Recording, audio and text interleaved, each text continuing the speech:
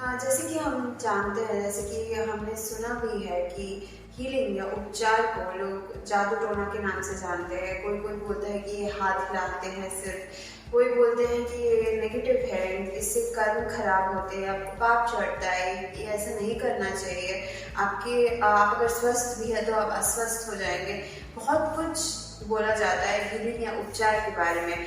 तो चलिए जानते हैं महागुरु राज जी से कि ये कहाँ तक सही है और ये गलत है, तो इसको कैसे हम इसका क्या आगे उपाय कर सकते हैं।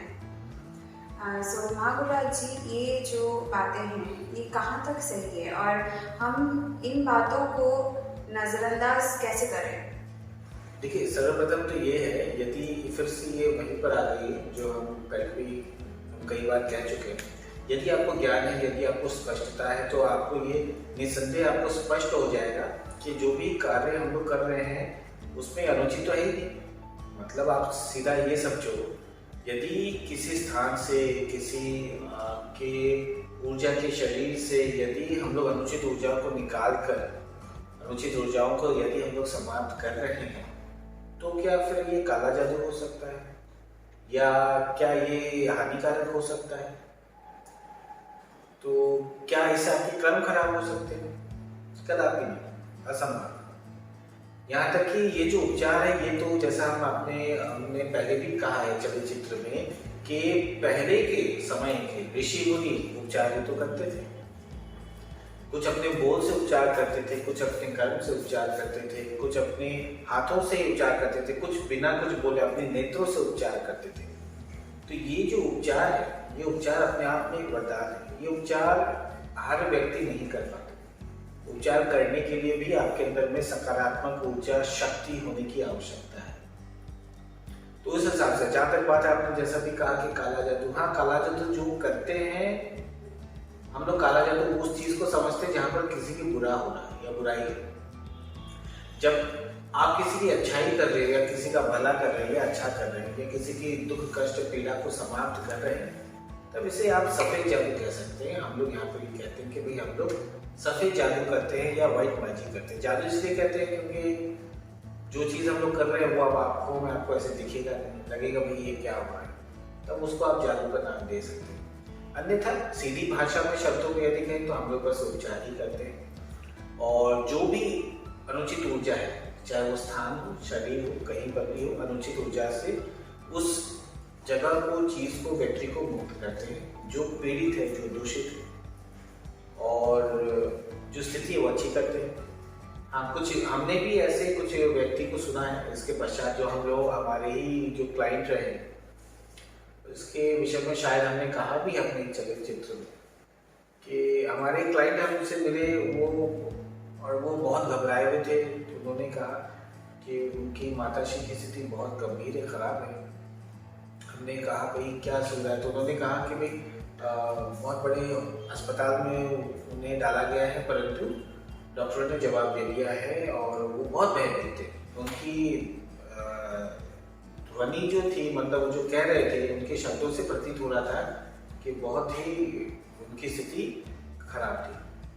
तो हमने कहा तो ठीक है, कोई नहीं, आपको उपचार करवाना है, ऐसे ऐसे आपको विधियाँ ये करनी है, इतने पैसे आपको डालने हैं, तो आपका उपचार आरंभ कर देंगे। तो फिर उन्होंने सारी चीज़ें करी, उपचार हुआ। और फिर उपचार होते होते जैसे जैसा फिर हम लोग यहाँ से कहते हैं कि भाई आपके इतने दिन में सुधार होगा, ऐसा होगा, तो फिर हम लोग वहाँ पर हम लोग कहने लगे, वहाँ पर उनकी माताश्री की स्थिति ठीक होने लगी और उनकी माताश्री स्थिति पूर्ण रूप से ठीक हो गई। वो अस्पताल से बाहर आ गए। तो उस दिन वो व्यक्ति इतना प्रसन्न थे, वो इतने खुश थे। तो उन्होंने कहा कि फिर उन्होंने कई चीज़ें कही। फिर उन्होंने कहा कि भाई आप ऐसे ही कर लो, वैसे ही कर लो, आप यहाँ पर आ जाओ और लोगों को पता चले, दुनिया वालों को पता चले कि भाई ऐसा भी होता है कि भाई जहाँ सबने मना कर दिया या सारी उम्मीदें खत्म हो गई, वहाँ पर आपने जीवन दान दे दिया।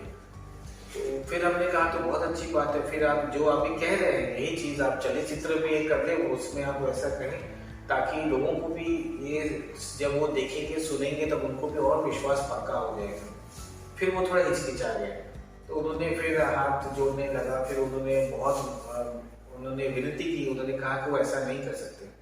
हमने कहा कि भाई क्यों नहीं कर सकते, क्या असुविधा है? तब उन्होंने कहा कि उनके जो गुरु हैं, और उनके गुरु जो है वो बहुत प्रसिद्ध हैं। तो उनके गुरु ने कहा है कि भाई उपचार देने से विकर्म बनता है या अनुचित कर्मों का खाता जो है वो बढ़ जाता है।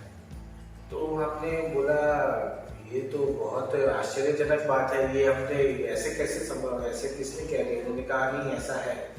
तो उनके हिसाब से उपचार कभी लेना ही नहीं चाहिए, या जिसे आप हीलिंग कहते हो वो कभी नहीं लेना चाहिए।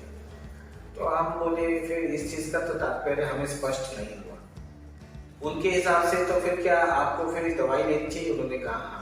हम बोले फिर डॉक्टर को दिखाना चाहिए? उन्होंने बोला हाँ आप सब कर सकते हैं, हीलिंग नहीं ले सकते। हम बोले ये तो बहुत अस्पष्ट वाली बातचीत हो गई। यानी आप डॉक्टर को दिखा सकते हो, डॉक्टर से इलाज करवा सकते हो, आप दवाइयाँ ले सकते हो, या आप वैद्य के पास जा सकते हो, आयुर्वेदिक, होम्योपैथी, एलोपैथी के पास आप जा सकते हो, दवाई ले सकते हो, साइड इफेक्ट हो सकता है, ऑपरेशन करवा सकते हो, लाखों रुपए जो भी खर्च कर सकते हो, मेहनत सब कर सकते हो, इलाज कर सकते हो वहाँ से। परंतु ऊर्जा की शैली में आप सीधा इलाज करके समस्या का समाधान नहीं कर सकते। वो हम लोग भी इलाज करते हैं, वो लोग भी इलाज करते हैं। उन्होंने कहा नहीं ऐसे कर्म खराब हो जाते हैं। हमने कहा फिर तो आपके लिए बहुत चिंता का विषय हो गया, आपकी माताश्री की जान बच गई, अब आपके कर्म तो बहुत खराब हो गए। अब सोचो आपने कितना बड़ा पाप किया, अपनी माताश्री की अपनी जान बचा ली, अब आपको इस पाप को तो भरना पड़ेगा। फिर उन्होंने कहा कि आज मैं समझ रहा हूँ कि सही क्या है गलत क्या है। जब मेरे ऊपर बात आई, उन्होंने कहा रात का समय था, मेरा अभी भी स्मरण है, और वो बहुत भावुक हो गए थे। फिर उन्होंने कहा कि आज मुझे समझ में आ रहा है कि सही क्या है गलत क्या है, और किसी की प्राण बचाना किस हिसाब से ये मतलब अनुचित हो सकता है, हमें इस चीज का कोई अनुभव नहीं है।